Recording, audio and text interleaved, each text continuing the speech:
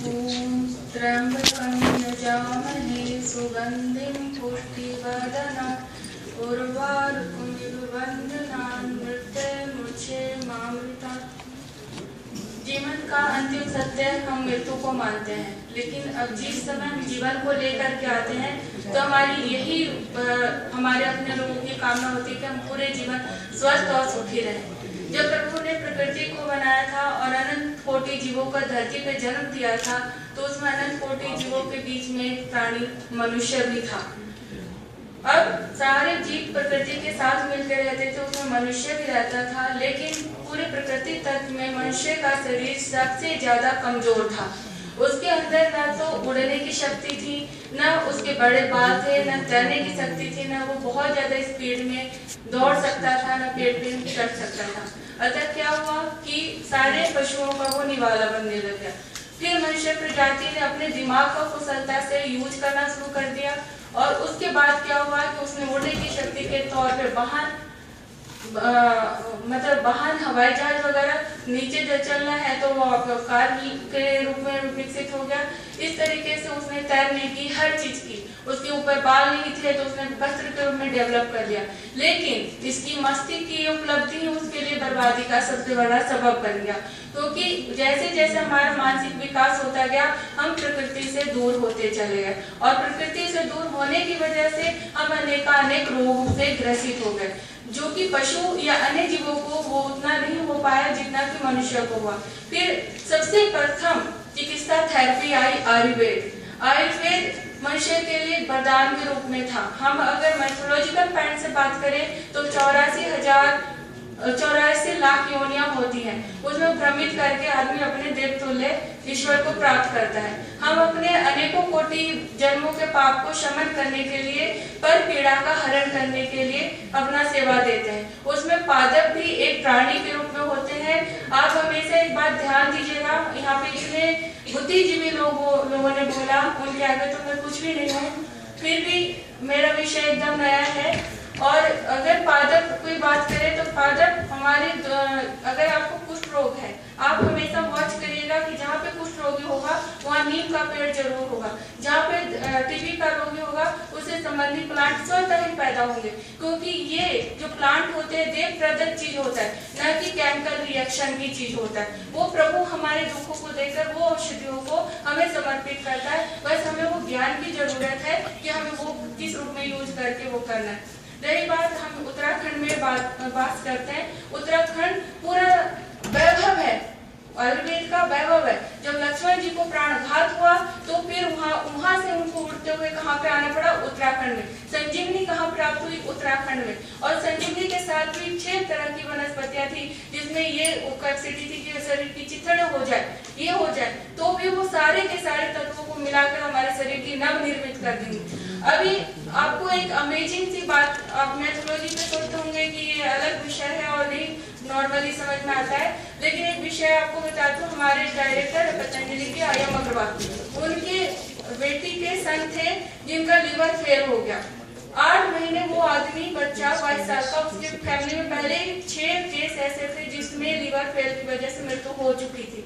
फिर उन्होंने मुझे बुलाया, मैंने कुछ भी नहीं किया। 6 महीने से उसकी पूरी बॉडी वेट डॉक्टर ने जवाब दे दिया था, अमेरिका तक के डॉक्टरों ने टोटल जवाब। मैंने मृत संजीवनी जो कि 1.5 पन्नों का है, संस्कृत में है, मैंने 21 बार 11 दिन तक जाप किया। और आज आप वहाँ के डॉक्टरों से किसी से भी जाके उसकी रिपोर्ट लीजिए, और अब बच्चा स्कूल जा रहा है, बिल्कुल नॉर्मल है। ये हमारे धर्म की है, ये हमारे अध्यात्म की शक्ति की। इसके अलावा मैं यहाँ पे उपस्थित राम महेश सर को बहुत धन्यवाद देती हूँ। वो वहाँ शांतिकुंज यूनिवर्सिटी में थे, उन्होंने मुझे वहाँ के बच्चों को ट्रेनिंग देने के लिए बोला। बच्चों में इतना उत्साह, आयुर्वेद मतलब जब मरता क्या नहीं करता, जब हमें किसी प्रकार की थेरेपी का आधार नहीं मिलता तब हम मॉडर्न मेडिकल थेरेपी को हम इस्तेमाल करते हैं। हमने उनको 11 दिन का इंटर्नशिप क्लासेज लेते हुए कई सारे बैचेस को, पूरे यूनिवर्सिटी के बच्चों को ट्रेन किया। आज वो देश के कोने कोने में सेवा करें, बिना किसी प्रकार का धन लिए, बिना किसी प्रकार का आधार लिए, क्योंकि हमारे अगल बगल के जो उपलब्ध औषधि है वही हमारे लिए प्राण रक्षक होती है, बस हमारे अंदर ज्ञान नहीं है। अब एक छोटी सी बात आपको बताना चाहूंगी, आपको बहुत मजाक लगेगा लेकिन आजमाइएगा, फिर आपको आंसू आएंगे और दिल खुश हो जाएगा, आप मुझे याद करेंगे कि क्या होता है कि कई बार डिहाइड्रेशन होता है गर्मियों में और लोगों को चक्कर आते, उल्टी होने लग जाती है। उसमें क्या होता है, आप तुरंत एडमिट करते हैं, पाइप चढ़ता है, ग्लूकोज चढ़ता है, इसके अलावा तो कोई अल्टरनेट ही नहीं होता। लेकिन अगर ऐसे कंडीशन के रोगी को पेट से लेके पीठ तक के आगे पीछे और छाती में आप हींग को घोल करके लगा देते हैं तो वो तुरंत ही उसकी उल्टी उसी समय खत्म होती है, वो तुरंत ही ठीक होता है। कई सारे थेरेपी में ये बात आता है कि L1, L2, L3 हड्डियां मुड़ गई, उसका तो ऑपरेशन होगा। तो एक पॉइंट का हम आपको जरूर जिक्र करेंगे ताकि ये आप कई लोगों को लाभ दे सके। ये जो हमारा रिंग फिंगर है, इसका ये कोरे के बीच में किसी पेन से जोर जोर से रगड़िए दबाते हुए। जिनका कमर दर्द होगा उनको बहुत दर्द होगा, वो चीखेंगे, चिल्लाएंगे। लेकिन अगर आपने 5 मिनट तक दबा दिया तो बेड पे पड़ा हुआ, ये सारे रिकॉर्डिंग मैंने यूट्यूब पे डाल दिया है और रोज ही ढेरों प्रशंसक आते हैं। आप राम महेश सर से पूछेगा, हम लोगों को सिक्योरिटी के थ्रू बाहर निकाला जाता, बच्चे हम लोगों से इतना प्रेम करते थे, निकलने नहीं देते थे, इतने सवाल करते थे। अभी सर ने पूछा बात रखी, उनकी बात मुझे बहुत अच्छी लगी कि हमारे उसमें त्रुटि है।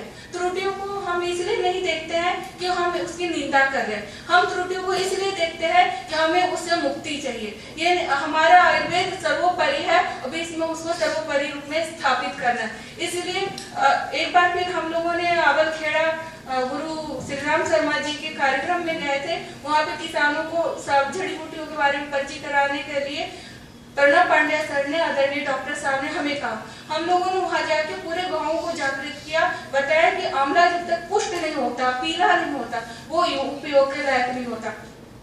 तो वनस्पतियों की पुष्टिकरण क्या होती है वो सारा समझा।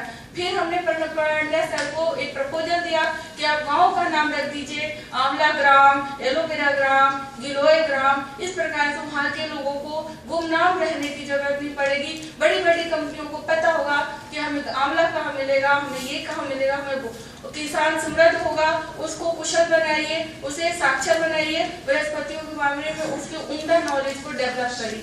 ये अगर हम जिसमें प्राप्त करते हैं तो सारे आयुष के सारे टिप्स हमें धोखे देने की जरूरत नहीं है, ऑटोमेटिक स्वतः ही हम रूटीन में होंगे।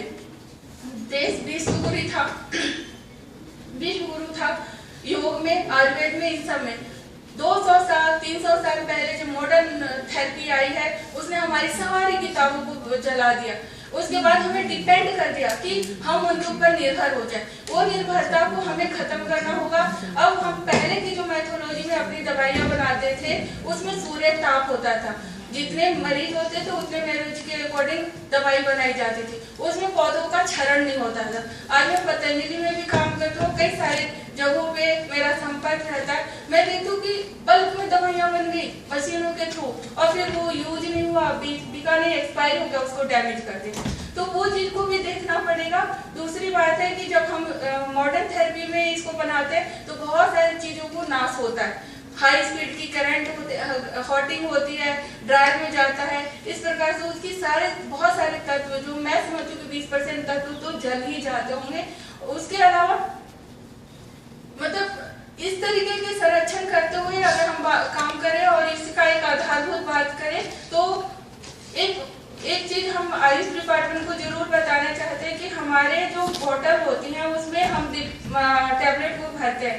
टैबलेट को भरते हुए सर हम उसमें सीलिंग करते हैं, जो एक प्लास्टिक फॉर्म का चीज होता है और उसको हीटिंग कंडीशन में हम उसमें डालने के बाद सीलिंग करते हैं। उसमें एक धुआं निकलता है जो बॉटल के अंदर ही जाता है। प्लास्टिक का बॉटल हुआ, सीलिंग भी प्लास्टिक का हुआ, हम केमिकल रिएक्शन और सिल्वर फाइबर की बुराई करते हैं और दवाइयों वो चीज शोधन में जाता है। क्या दवाइयाँ वो काम करेंगी? अगर हम माइक्रो की बात करें तो इंडिया में अभी तक एयर वॉश नहीं आया, वो पानी के थ्रू धोने की परंपरा है। पानी के थ्रू धोने पे हमने देखा है कि हमारे चूर्णों में या कहीं सैंड पार्टिकल 0.2% होते हैं, लेकिन वो 0.2% से कहीं ज्यादा बच जाते हैं क्योंकि हम पानी के थ्रू करते में गया हुआ मटेरियल उसमें चिपका सा रह जाता। तो आयुष डिपार्टमेंट से मेरी बहुत प्रार्थना है, क्योंकि यहाँ पे बहुत बुद्धिजीवी लोग हैं, और समर्थन की ऊर्जा सिर्फ अन्ना हजारे को मत दीजिए या किसी तरह के आंदोलन को नहीं दीजिए, आयुष को दीजिए। आयुष को अगर आप समर्थन का वो देते हैं, शक्ति सरकार को भी सुनना पड़ेगा, सबको सुनना पड़ेगा, और जन जन को इसका लाभ होगा। और ये मेरी करवत प्रार्थना है कि आप दिल से आत्मा से हर वर्ष तनेजा जी का धन्यवाद है कि उन्होंने इतना अच्छा कार्यक्रम किया, इतने बुद्धिजीवी लोगों के बीच में हमें भी आने का मौका दिया, और अगले साल इसमें कुछ निर्णय तक पहुंचाएंगे। मेरी प्रार्थना है हाथ जोड़ के। धन्यवाद।